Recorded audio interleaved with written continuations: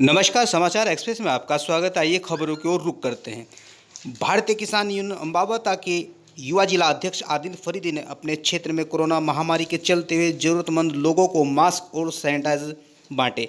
आदिल फरीदी प्रत्येक दिन क्षेत्र में ज़रूरतमंद लोगों की कोरोना महामारी के चलते हुए इस संकट की घड़ी में बेसहारा और ज़रूरतमंद लोगों की बढ़ चढ़ कर मदद कर रहे हैं।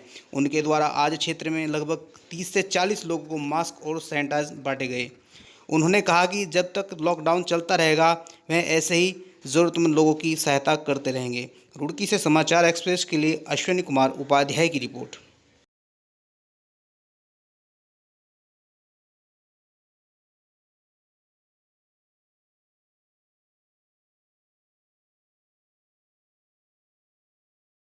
जो महामारी और कोरोना वायरस की बीमारी चली है, इस संकट की घड़ी में जो काम मुल्तानी फार्मा ने किया है बहुत सराहनीय काम किया है। और हम देश की जनता व प्रदेश की जनता से भी अपील करते हैं कि इसमें शासन व प्रशासन का भी साथ दे और कंपनियों से भी अपील करते हैं इसी तरीके से बढ़ चढ़ के हिस्सा ले समाज में और गरीबों का सहयोग करें और कोरोना वायरस से बचने में जितना भी हो सके ज़्यादा से ज़्यादा योगदान दें।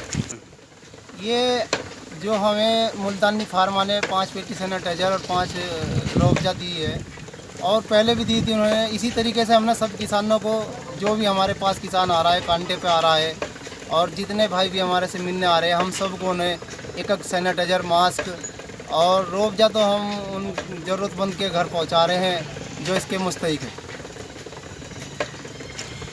आपका अभियान इस तरह से कब तक जारी रहेगा? ज़रूरतमंदों के लिए, क्षेत्र की जनता के लिए कुछ मैसेज देंगे कोरोना वायरस पे? कोरोना वायरस जो चीन के वुहान से शुरू हुआ था और धीरे धीरे पूरे विश्व में इसने अपनी महामारी का रूप धारण कर लिया है। हमारे देश में भी लगभग 35,000 के करीब आज की डेट में कोरोना के मरीज हैं सस्पेक्टेड।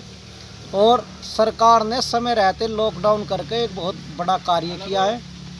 लेकिन इस लॉकडाउन की वजह से जहां महामारी पर हम लोग ने काबू पाया है, उसी के साथ साथ कुछ समस्याएं भी, जो प्रवासी मजदूर लोग बाहर गए हुए थे उनके सामने बड़ी विकट समस्या है। वो लोग रेलवे की यहाँ लाइन पर हमने देखे चलते हुए पैदल लोग जा रहे अपने घरों की ओर। सरकार को इस पर भी ध्यान देना चाहिए। जो मजदूर जहाँ रुके हुए हैं उनके खाने की व्यवस्था, उनके पीने की व्यवस्था, उनके रहने सहने की व्यवस्था अगर सरकार करती तो इन लोगों को कहीं वहाँ से जाने की आवश्यकता न पड़ती। सरकार को इस पर बहुत गहनता से सोचना चाहिए और जनता जितना सहयोग सरकार का और प्रशासन का कर रहा है, वो भी ये सभी जनता उसके लिए बधाई की पात्र है।